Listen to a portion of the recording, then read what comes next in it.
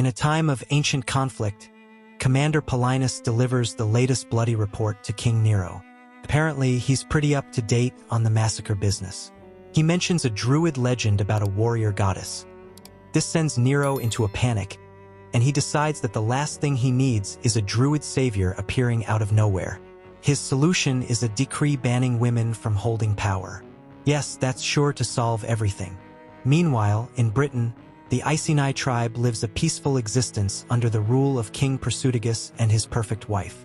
They have 2 lovely daughters, who are about to see their world turned upside down.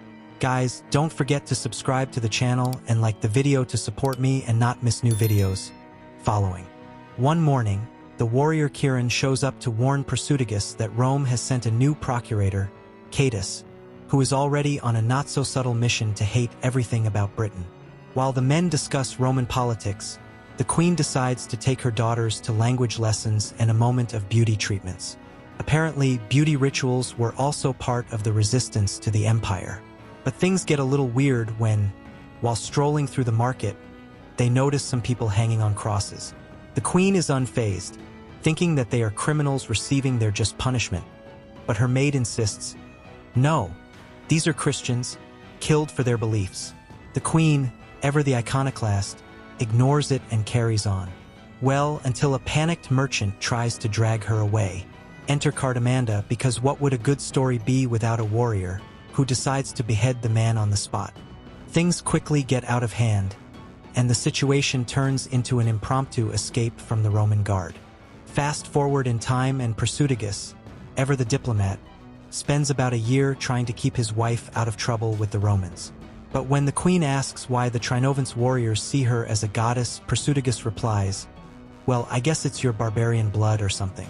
So in case anyone missed the point, we have a determined queen who may have a lot more in common with the warrior goddess Boudica than she realizes.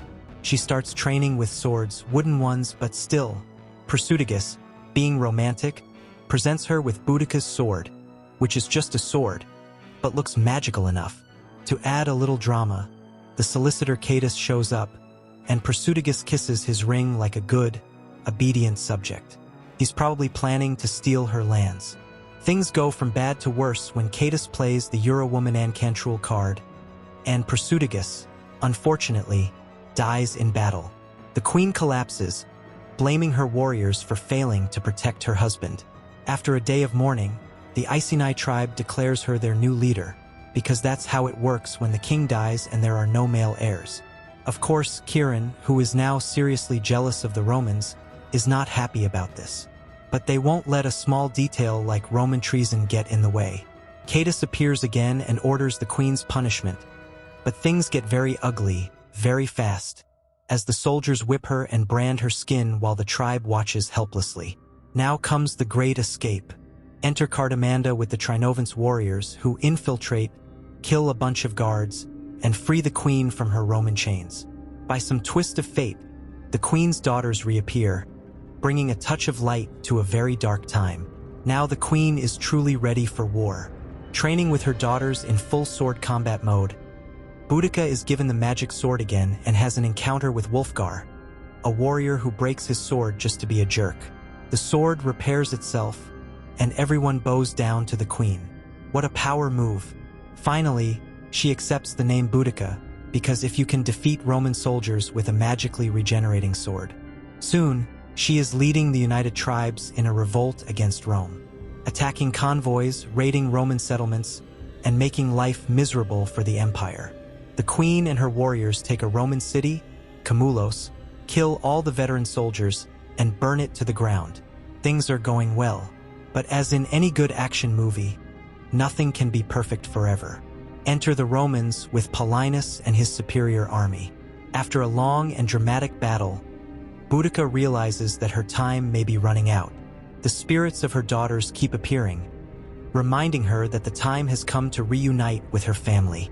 It's a truly heartbreaking moment when she finally falls in battle, surrounded by Roman soldiers. But the spirit of the warrior goddess will live on in legend, until eventually a statue of her is built and in London. Now, about what I wouldn't do. I definitely wouldn't give up my sword so easily, no matter how strong the chains. I'm not saying I could do magic, but drowning by a sword? I'm out.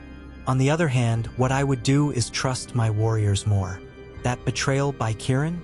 What an embarrassing situation. As for the most interesting moment, I love when Boudica's sword magically repairs itself after being broken by Wulfgar. It shows how her power is deeply tied to something mystical and unbreakable, almost like the perfect metaphor for her character. Now, would Boudica's rebellion have been so successful without the support of her daughter's spirits? Or was it more about her unwavering will to fight that made her unstoppable? Before you leave, be sure to check out this video here. I guarantee you won't regret it. See you there.